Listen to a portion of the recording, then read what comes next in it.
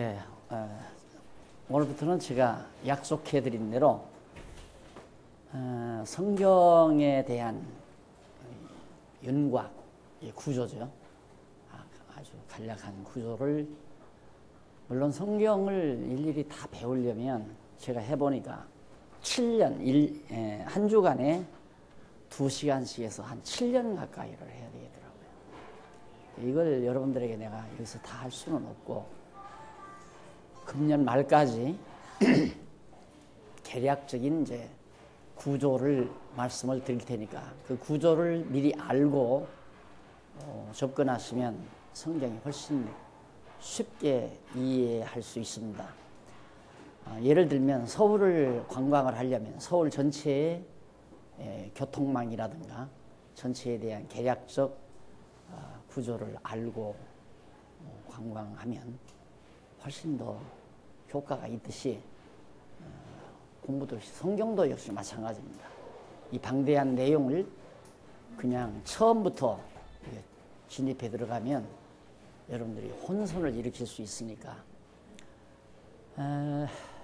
아마 연말까지는 8월 다 갔죠. 9월, 10월, 11월, 12월 넉 달 하면 사사십육 한 16 내지 7시간 17번 여러분과 만나게 될 겁니다. 이 내용은 간단한 내용이 아니고 제가 50년 동안 넘게 55년 가까이 정말 몸부림치면서 많은 고통도 느끼고 그러면서 이제 찾아낸 하나의 성경의 구조니까. 그리고 한 가지 여러분에게 말씀드리고 싶은 것은 지금 우리 기독교가 가장 큰 문제가 뭐냐면 여러분들이 이제부터 공부할 수 있는 성경의 이 구조를 모른다는 겁니다. 다 알기를 원해요. 알기는 원해요. 이걸 찾으려고 노력도 해요. 그런데 쉽게 찾아지질 않아요. 왜 그러냐면 너무너무 다양한 내용으로 우리 기록이 되다 보니까 일반적인 서적을 이해하듯이 또 일반적인 고전을 이해하듯이 이걸 이해하려고 접근하니까 이해가 안 되는 거예요. 그런데 놀랍게 그 구조가 정말 이렇게 발견이 돼서 여러분들에게 소개할 수 있다는 이 기쁨이 저에게는 참 큽니다. 그러니까 참 소중한 거니까 정말 소중한 겁니다. 하나하나 여러분들이 들으시면서 일평생 꼭 간직하고 살아야 할 귀한 내용이니까. 그래서 지금 요즘 이 성경의 구조가 이렇게 이제 우리 장안중앙교회를 통해서 이제 발견되고 보니까 이게 지금 오늘 또 지금 내가 서류 하나를 검토하고 왔는데 미국에서 우리 성경신학연구소 분소를 하겠다고 지소를 하겠다고 지원서가 들어와 있어요. 뭐 지방에서는 여러 곳 들어와 있고요. 앞으로 이제 인도라든가 중국이라든가 필리핀이라든가 일본도 이미 들어온 거나 다름없고요. 이만큼 여러분들이 이제부터 공부하는 이 내용 자체가 참 소중하다는 것을 여러분들이 좀 꼭 기억해 줬으면 좋겠어요. 제가 이 말을 하기가 좀 얼굴이 뜨거운 때가 있거든요. 왜? 자화자찬 같아서 자기가 찾아놓고 자기가 귀하다고 자꾸 그러면 그게 싫잖아요. 그래도 너무너무 소중한 거니까 여러분들이 소홀히 여길까 봐서 그 우려심에서 말씀을 드리는 거니까 내가 어렵게 안 가르칠 거예요. 아주 쉽게 이해하기 좋도록 가르칠 거니까 결석만 하지 말고 딱 참석해서 들으시면서 간단한 메모하실 것 있으면 간단하게 메모하시면서 그렇게 들으시면 이 구조에 대한 구체적인 이제 그 내용이 성경 개론이라고 나와 있습니다. 여러분들이 이제 올라가게 되면 아마 성경 개론을 배우게 될 거예요. 나는 이 개론 이전에 더 그걸 압축해서 아주 간략한 개략적 구조를 말씀을 드릴 겁니다. 공부하고 들어가면 등반을 하면 대학 본과에서 성경 개론을 공부할 때 아주 쉽게 납득이 되고 그 개론을 공부한 다음에는 아마 성경 강론을 공부할 거예요. 그 성경 강론은 제가 아까 말씀드린 대로 한 7년 걸리더라고요. 일주일에 2시간씩 해서. 그러니까 이제는 뭐 교재나 강의가 다 나와 있으니까 여러분들이 하려고만 하면 일주일에 2시간 하면 7년이 걸리고 4시간을 공부하면 일주일에 4시간을 공부하면 3년 반 걸리고요. 그렇죠? 하루에 1시간씩 하면 일주일에 7시간 하잖아요.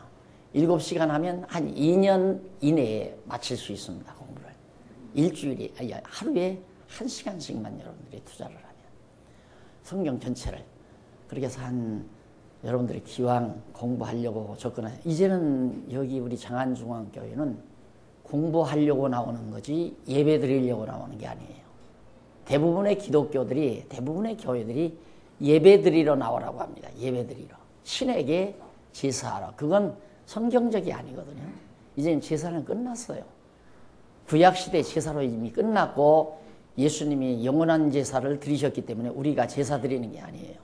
우리는 진리를 깨닫기 위해서 공부하러 나오는 거예요. 그래서 학교와 같은 교회라고 여러분들이 생각을 하시고 일주일에 한 번 이렇게 공부하는 거니까 그렇게 하시고 이제 정말 공부하면 알 수 있겠다 싶으면 여러분들이 여기 와서 뭐 계속 이렇게 7년씩 걸려서 그렇게 공부하려고 하지 말고 빨리 한 1, 2년 사이에 매일 한두 시간씩 하면 한 1, 2년 사이에 끝내잖아요. 그렇게 공부해서 여러분들도 아주 견고한 그리스도인으로서 정말 힘있게 살아가는 그런 모습을 참 보고 싶습니다.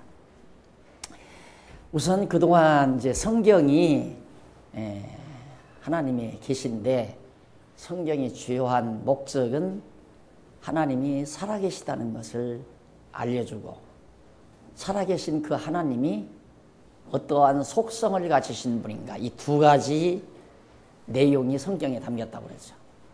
성경에는 이 두 가지 내용이에요. 하나님께서 이제 성경에 나오는 역사를 섭리해 가세요. 역사를 섭리하면서 그 역사를 통하여 하나님이 어떤 뜻을 드러내요. 그 뜻을 드러내는데 그 뜻이 핵심이 뭐냐면 나는 살아있다. 나 하나님 여호와는 살아있다. 그걸 우리들에게 의심 없이 믿을 수 있도록 그렇게 밝혀줘요. 그 다음 이제 살아계신 그 하나님이 어떠한 속성들을 가지고 있는가 이 두 가지라고 그랬어요. 이것 꼭 잊지 말고 성경은 이 두 가지 살아계시다는 것 하나는 살아계신 그 하나님이 어떠한 속성을 가지고 계신 분이다 라는 것을 아주 자세하게 밝혀준다. 그러니까 여러분들이 공부할 때 이 두 가지를 항상 염두에 두고 공부를 하시면 됩니다. 그러나 대부분의 교회나 지도자들은 성경을 통해서 여러분 착하게 살아야 됩니다. 도둑질하면 안 됩니다. 거짓말하면 안 됩니다. 죄지면 안 됩니다. 이런 얘기들을 주로 목적이 바로 거기에 있습니다. 교회 잘 나왔어야 됩니다. 교회 안 나오면 지옥 갑니다. 이런 얘기들이죠. 성경을 통해서. 근데 성경은 그게 아니거든요. 그런 것이 아니니까 성경을 모르면 여러분들이 속는다고 내가 누누이 말한 이유가 바로 그겁니다. 여러분들이 성경을 모르고 예를 들어 장안중앙교회가 없다. 그런데 예수는 좀 남들이 믿으니까 나도 좀 믿고 싶다. 나도 종교를 가지고 싶으니까 기왕이면 예수를 믿고 싶다 하고 교회를 찾아갔는데 성경은 몰라. 성경은 모르고 목사님이 하는 얘기는 여러분 교회에 빠지면 안 됩니다. 주일날마다 하나님 앞에 예배 드리러 나와야 됩니다. 예배 드리려면 하나님 앞에 그냥 빈손으로 나오면 안 됩니다. 재물, 돈 가지고 나와야 됩니다. 이런 얘기죠. 돈 가지고 나와야 됩니다. 그리고 정성을 들여야 됩니다. 그리고 기도를 열심히 해야 됩니다. 등등의 말들을 하다가 보면 모르니까 목사님이 하라는 대로 할 수밖에 없잖아요. 그러면 썩는 것이 된다 이 말이에요. 그러니까 안 썩으려면 성경을 알아야 되고 내가 또 성경을 알아야 남도 속이지를 않게 되고요. 그래서 여러분들이 성경을 꼭 알아야 되는데 성경에서 두 가지를 해결해라. 정말 하나님이 살아계신가?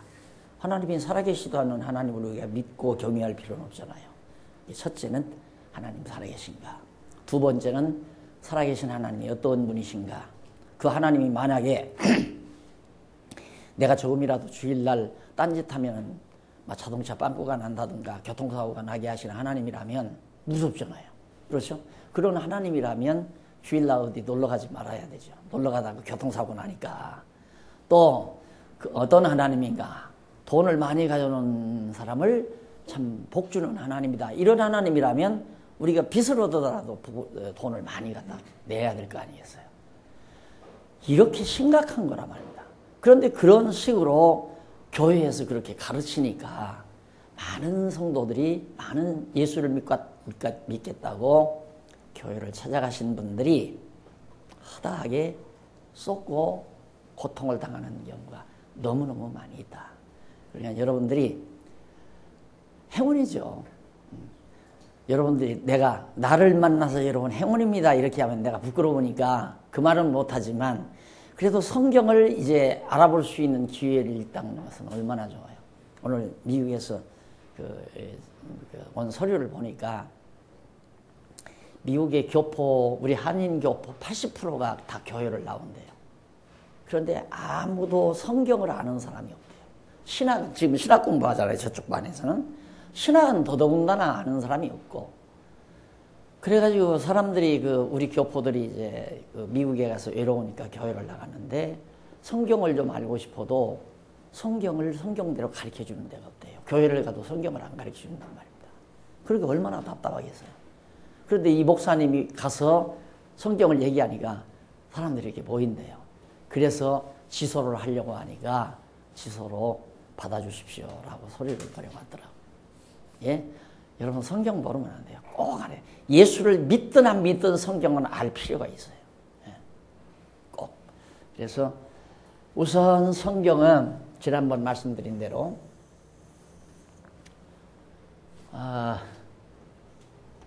예수님이 지금으로부터 2000년 그러니까 여기는 AD 여기는 BC죠. 예수를 기점으로 해서 AD, BC 이러는데 성경이 어떤 내용이냐면 여러분들 언젠가는 이 세상이 시작된 때가 있겠죠. 근데 어떤 사람은 이 세상이 시작된 때가 없고 오래전부터 그냥 이렇게 있다고 생각을 해요. 그런데 과학자들은 어떻게 얘기하냐면 이 세상에 별로 이렇게 구체적으로 없었는데 작은 아메바가 점점 그것이 발전해서 진화를 해가지고 오늘날 인간이 됐다라고 과학자들은 이제 그렇게 설명을 하죠. 그러나 성경은 하나님을 이런 약자로 씁니다. 이게 헬라어로 이제 데라는 그런 단어인데 하나님을 데오스라고 그래요. 데오스라고 해서 이자로 하나님을 대칭할 테니까 여러분들이 그렇게 이해하시면 됩니다. 하나님이 살아계시는데 하나님께서 천지만물을 천지를 창조할 때가 있었다 이거예요. 창조를 시작했다. 그러면 하나님은 왜 창조를 시작했나? 창조만을 시작한 게 아니라 창조된 이 세상을 마지막 심판하신다 이 말이에요. 창조하시고 마지막 이 세상 모두를 심판해 버리신다. 이것이 이제 성경에 나오는 세계관이에요. 그러니까 세계관은 시작할 때 종결을 향해서 끝을 향해서 직선적으로 곧게 정해진 대로 역사가 진행된다 그 말이에요. 그런데 이걸 모르니까 많은 사람들은 불교 같은 데서는 역사가 뱅글뱅글 돈다고 그러죠. 이렇게 뱅글뱅글 이렇게 돈다. 사람 됐다가 사람이 짐승 됐다가 짐승이 사람 됐다가 이런 식으로 뱅글뱅글 역사가 돈다. 해겔은 역사가 이렇게 나선형으로 돌면서 진행한다고 그래요. 원인이 결과를 낳고 결과가 다시 원인이 돼서 또 결과를 낳고 결과가 다시 원인이 돼서 또 결과를 낳고 이런 식으로 빙글빙글 돌면서 역사가 진행이 된다. 이렇게 말을 해요. 그러나 우리 기독교 성경은 하나님께서 처음 선지 만물을 창조할 때 시작이죠. 시작하셔서 심판으로 끝을 내신다. 이게 시작할 때 끝을 정해놓고 시작하고 끝을 향해서 계속 역사를 직선적으로 하나님이 정하신 뜻대로 역사를 진행해 간다. 그 말이에요. 그럼 어떻게 왜 하나님이 아까 말했지만 왜 하나님이 창조로 역사를 시작해서 심판으로 역사를 끝을 맺는가? 그 이유는 하나님이 그렇게 하시는 뜻이 있어요. 뜻. 하나님의 생각, 계획이 있단 말입니다. 하나님에게는 생각이 있고 뜻이 있고 계획이 있는데 그 말을 원어에서는 헬라어에서는 로고스라고 해요. 로고스. 우리말 성경의 번역은 말씀이라고 번역을 했고요. 말씀. 혹시 대학에서 여러분들이 교양학과 교양 과목을 들으셨는지 모르겠지만 철학자들이 이 세상 천지 만물에 대한 근원이 있는데 그 근원을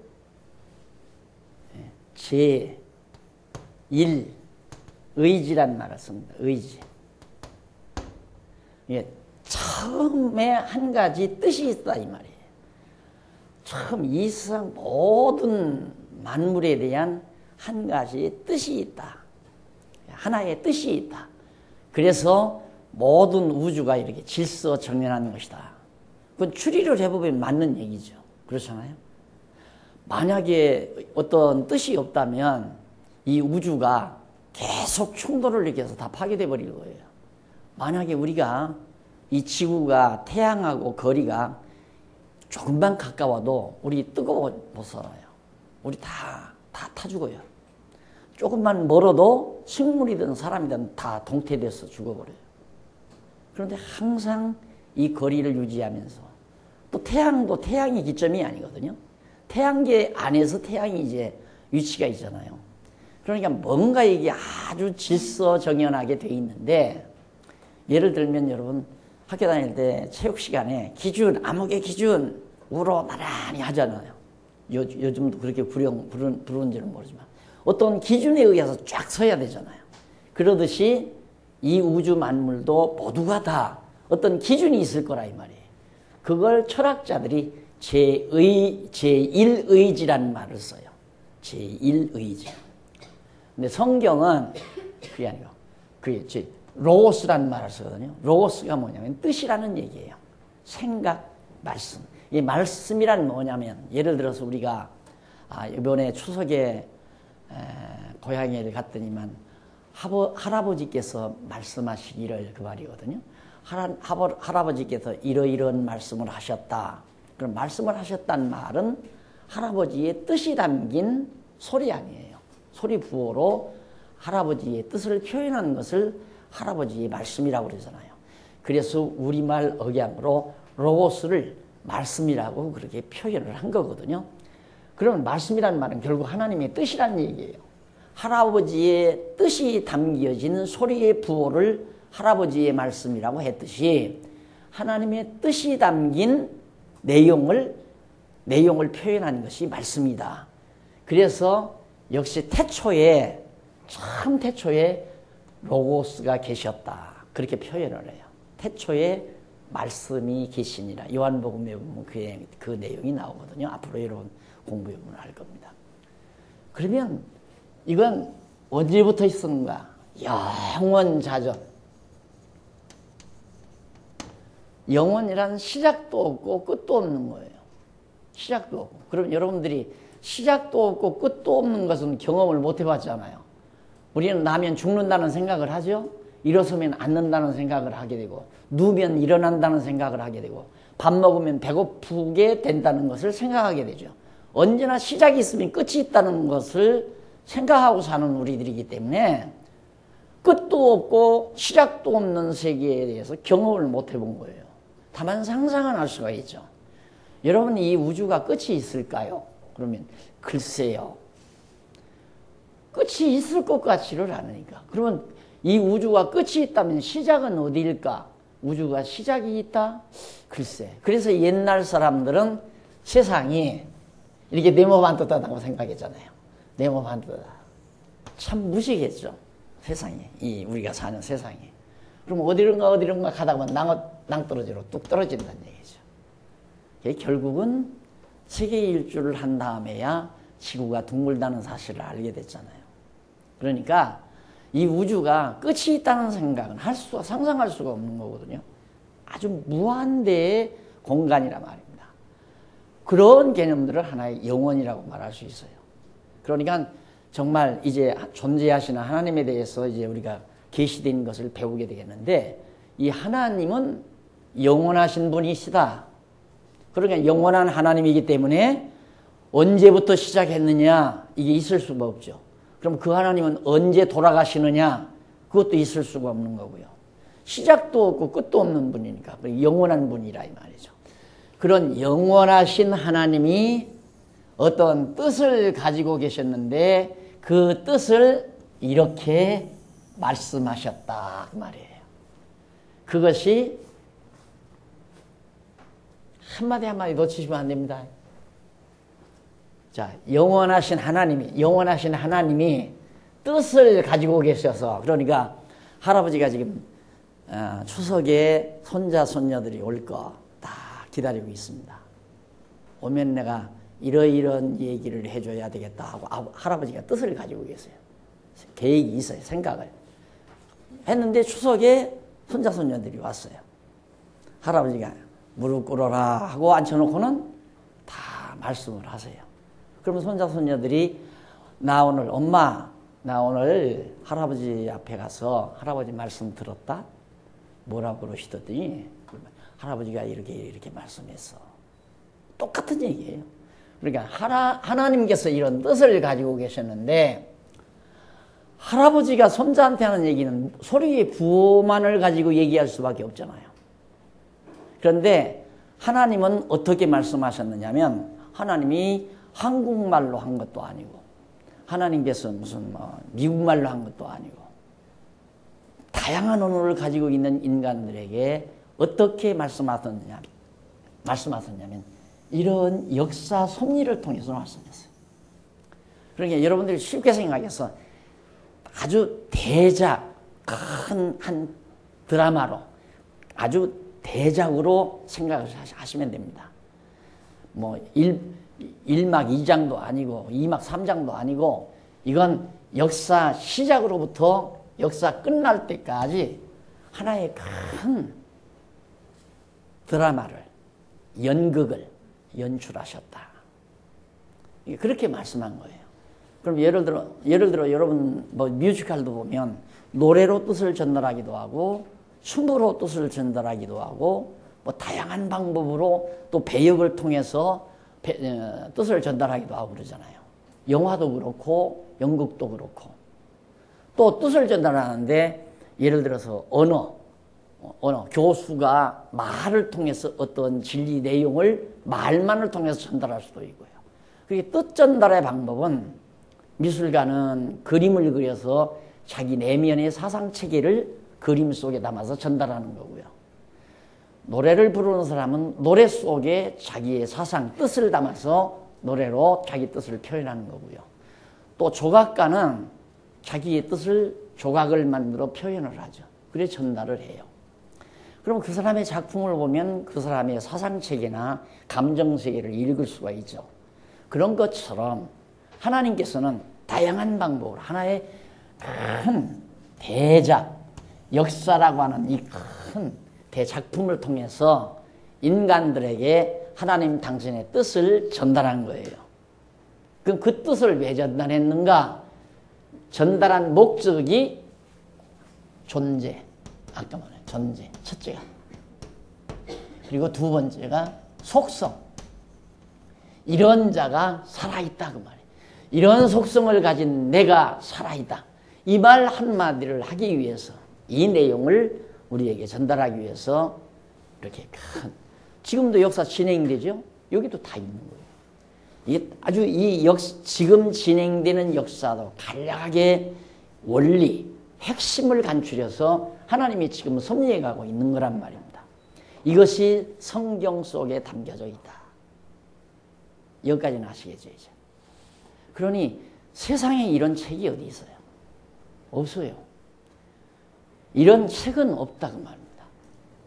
그래서 놀라는 거죠. 이런 책이 없기 때문에. 그래서 여러분들이 성경은 고전 중에 고전이라고 하잖아요. 고전 중에도 고전. 그만큼. 그리고 성경만큼 세상에 분포된 성경 권수만큼 그런 많은 고전이 없어요. 가장 많은 나라에 가장 많은 언어로 번역이 되고 가장 많은 부수가 보급이 되고 가장 많이 성경을 익히게 되고 세계적으로 볼 때 그렇게 대단한 책이란 말입니다. 그런데도 그 뜻을 분명히 밝히지를 못해요. 그 윤곽을 모르고 있다 이 말입니다.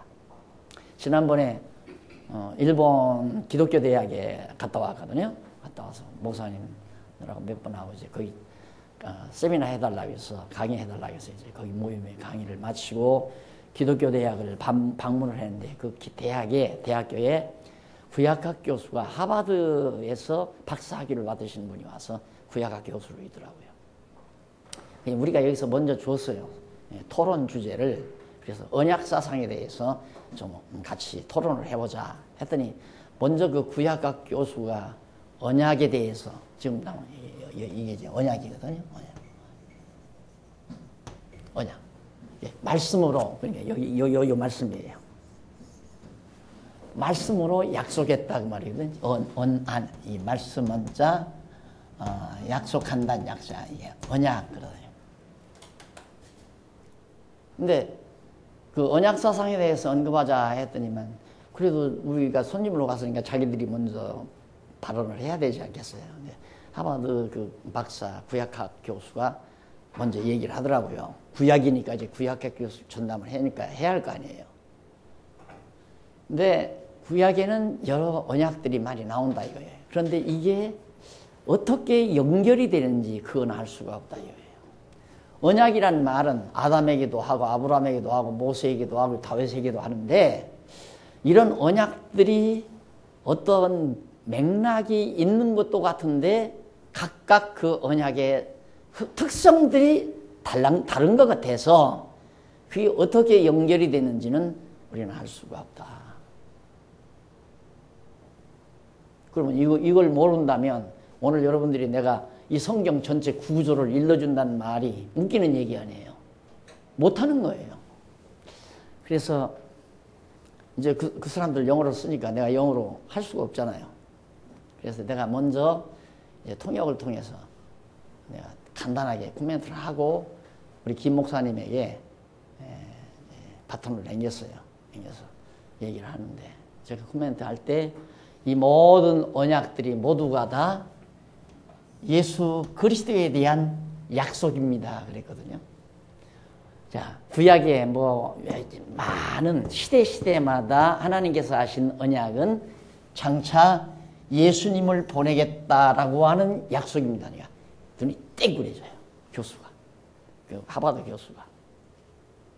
그리고 그 다음, 바로 우리 김 목사님께서 나머지 상세한 설명을 해드리겠다고 나는 자리를 앉고 이제 김 목사님하고 이제 토론이 벌어졌는데 아주 그냥 거의 기독교 대학의 교수들 4명인가가 나왔는데 넋을 놓고 들어요. 넋을 놓고. 그러면 나중에 끝나고 나니까 하는 얘기가 오늘 우리가 주장하는 성경신학연구소에서 제청하는 우리 연구소의 학명은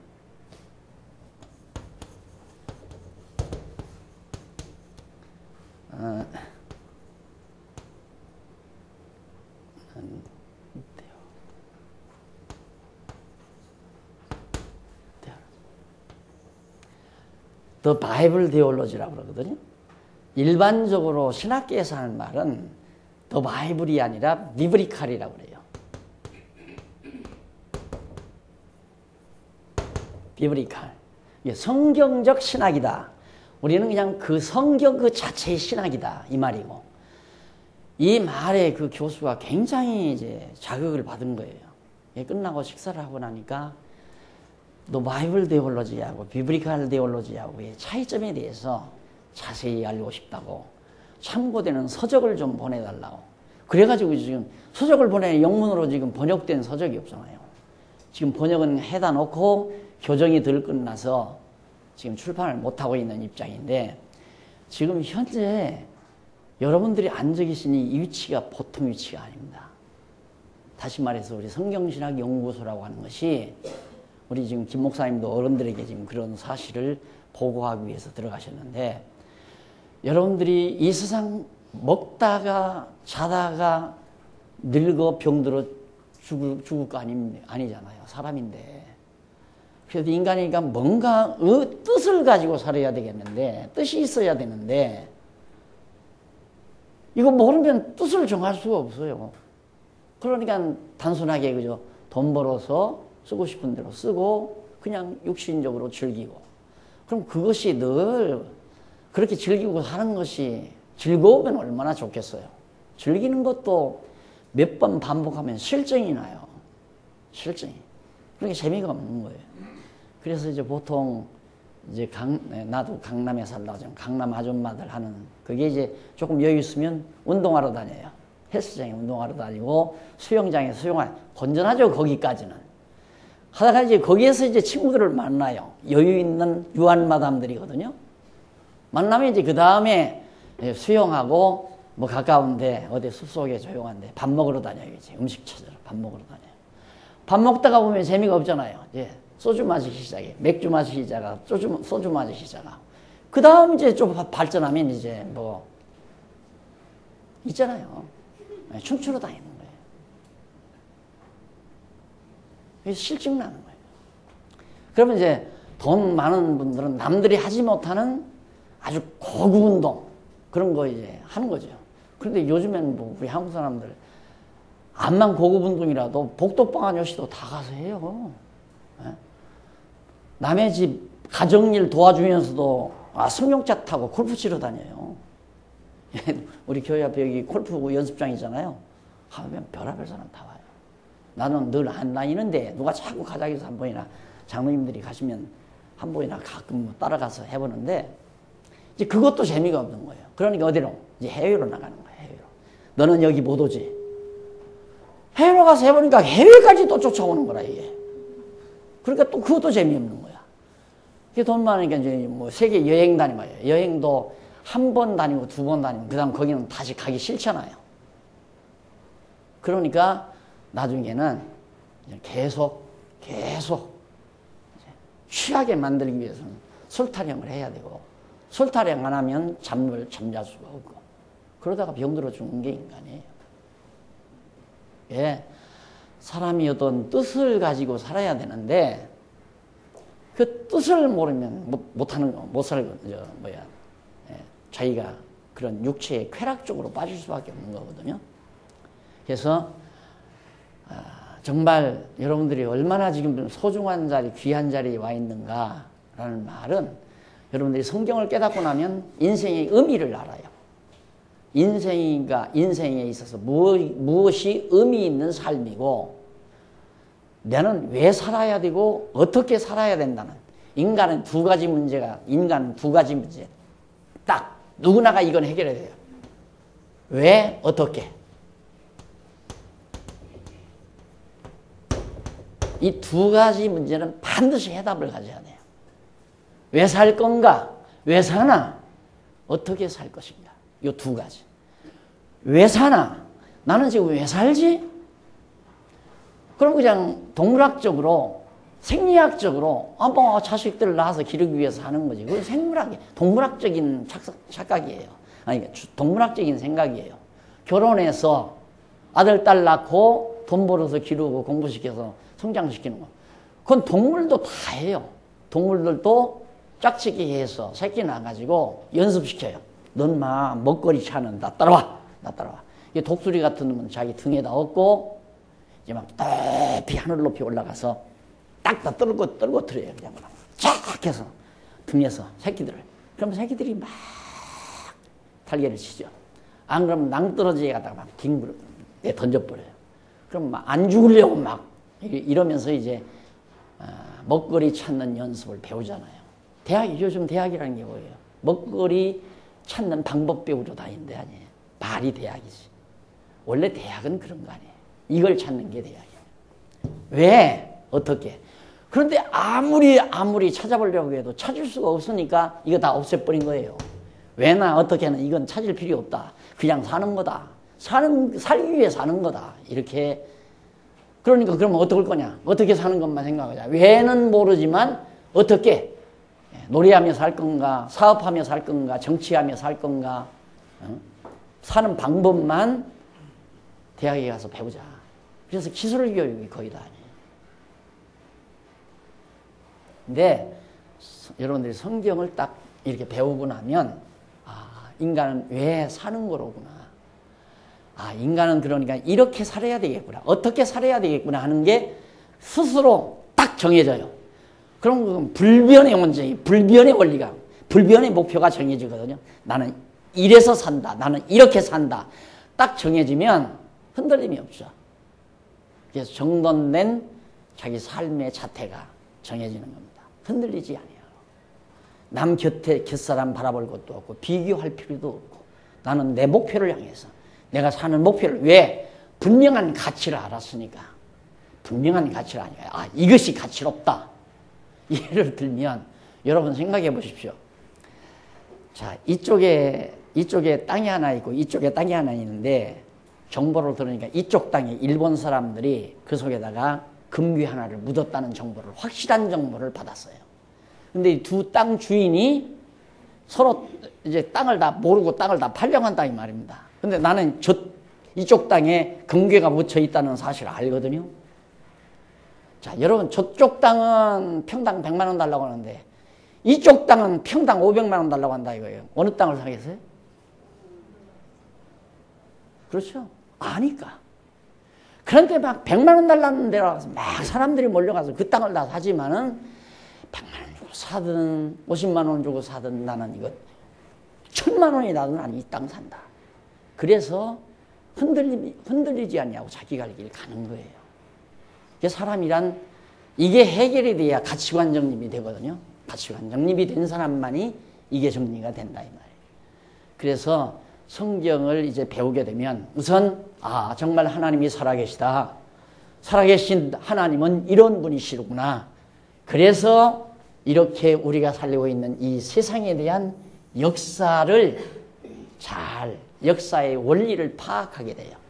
그러니까 결국에는 역사에 대해서 역사관이 분명하니까 결국에는 가치관이 형성이 되죠.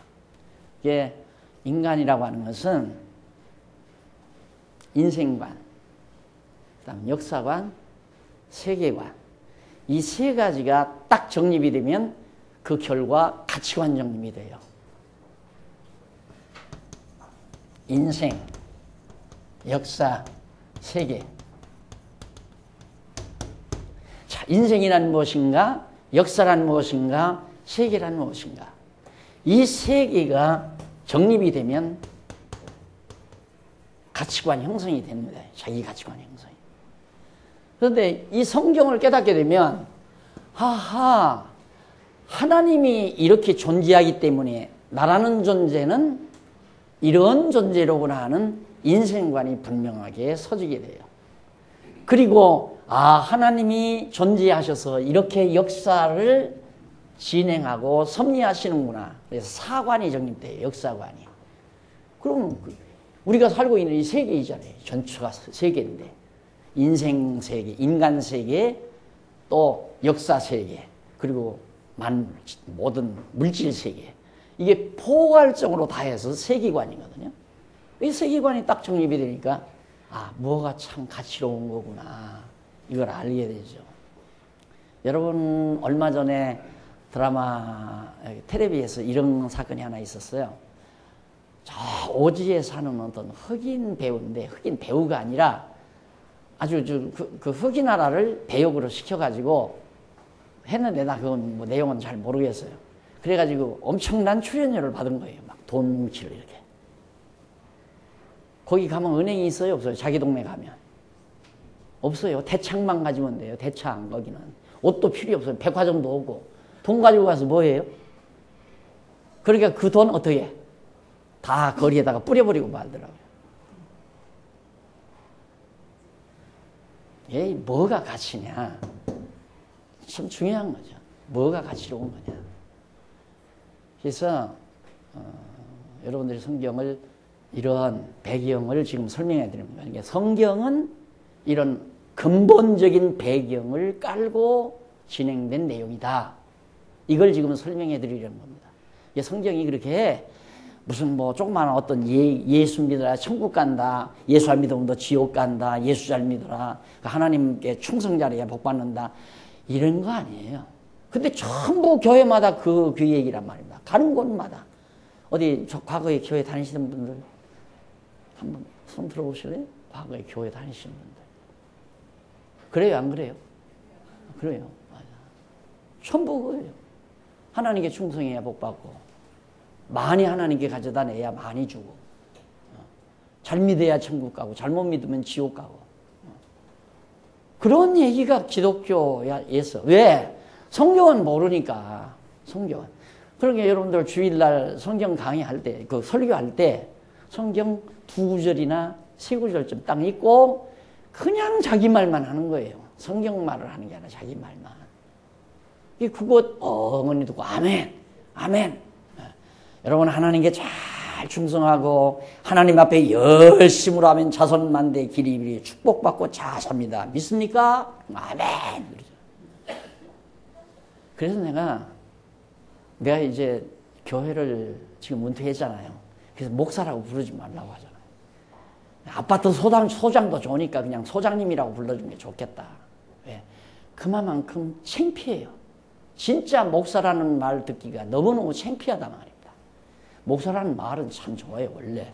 성경 가르치는 선생이니까 굉장히 좋은 거죠. 목사는 성경 가르치는 선생이에요. 그런데 목사가 이렇게 자기가 안수하면 복 내리고 안수 안 하면 저주 내리고, 안수 안 하면 저주 내리는 게 아니라 저주하면 저주받고 복 빌면 복 받는다, 목사가.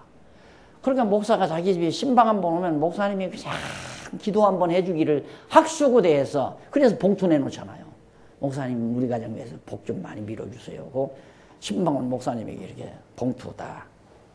나도 처음에 목회를 시작해서 신방을 다니니까 자꾸 돈 봉투가 나와요. 그래서 내가 이렇게 아무리 내가 기도해도 복 안 내리니까 이거 안 해도 된다고. 그리고 또 11조라고 막 자꾸들 가지고 와요. 그래서 내가 아주머니 이거 아빠가 알아요? 보려니까 알면 큰일 난다. 그럼 삥땅 치셨네요? 아주 얄밉게 해야지. 그럼 삥땅 쳐다